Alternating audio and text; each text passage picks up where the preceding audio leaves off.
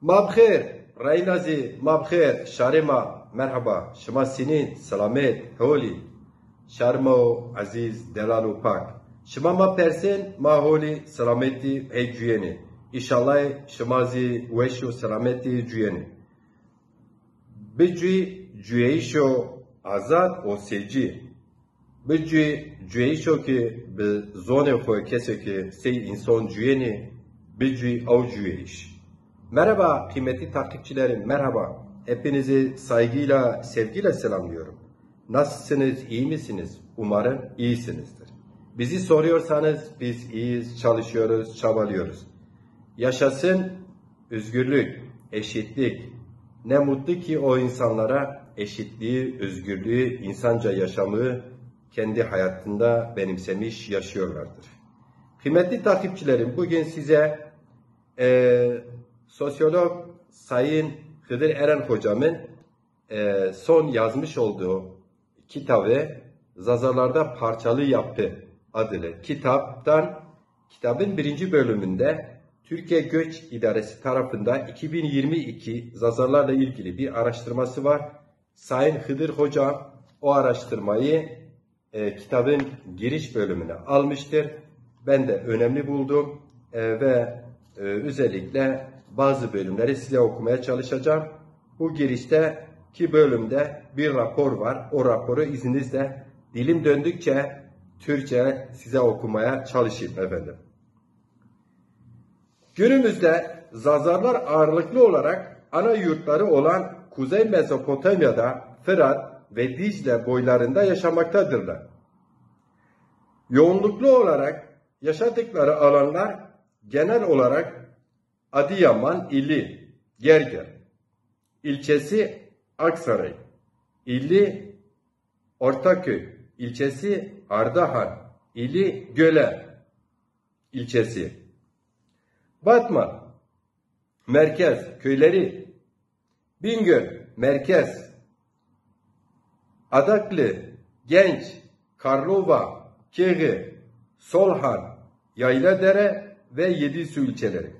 Bitlis ili, Mutki ilçesi, Diyarbakır ili merkez, Çermik, Çınar, Çüngüş, Dicle, Eğil, Ergani, Hani, Hazro, Kocaköy, Kul, Berlice ilçeleri, Elazığ merkez, Karakuça, Maden, Arıcak, Palu, Kovancılar, Sivrice ve Alacakaya ilçeleri, Erzincan, Çayırlı, İliç, Kama, Üzümlü, Tercan ilçeleri, Erzurum, Aşkara, Çat, Tekman, Karayazı ve Hınıs ilçeleri, Gümüşhane, Keltik, Şiran ilçeleri, Malatya, Pütürge, Arguva, Arapi ilçeleri, Mardin ili Derik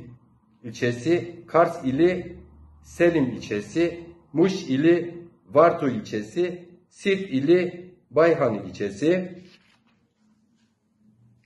Sivas, Kangal, Zara, Ulaş, İmranlı ve Divri ilçeleri, Şanlıurfa ili Siverek ilçesi, Tokat ili Almus ilçesi, Tunceli merkez ve tüm ilçeleridir.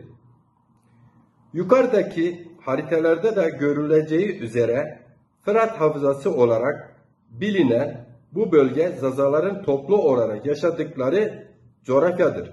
Ancak son yüzyıllar içinde genellikle zorunlu göç etmeye bağlı olarak özellikle İç Anadolu, Akdeniz ve Ege bölgelerinde Ankara, Adana, Mersin, Antalya, Kayseri, Sarız, Konya, Eskişehir, Aydın, İstanbul gibi illerde yaşayan önemli bir Zaza nüfusu da düşünüldüğünde Türkiye ve dış ülkelerdeki sayıların en az 6 milyon olduğu tahmin edilmektedir.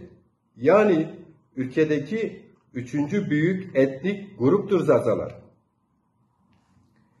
Yukarı Fırat olarak adlandırılan esas yerleşim alanında Türkiye Nüfusu İdaresi 2022 verilerine göre işlerinde bulunan Türk ve Kürt nüfus dışında kalan en az 1,5 milyon Zaza toplu olarak bir alanda bulunurken batıdaki kimi illerde %5, kimilerinde %10 arasında orana varıldığını da muhtemel sayıları Kayseri 15.000, Eskişehir 45.000, Konya 100.000, Aydın 110.000, Antalya 130.000, Bursa 150.000, Mersin 200.000, Ankara 250.000, İzmir 400.000 ve İstanbul 1,5 milyon,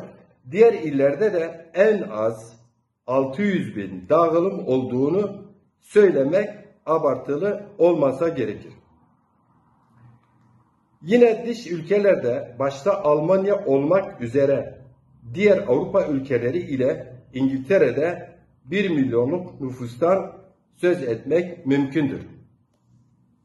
Buna göre yukarı Fırat bölgesi 1,5 milyon, Türkiye'nin diğer illeri 3,5 milyon ve dış ülkeler 1 milyon, toplam 6 milyon Zaza'dan bahsedilir.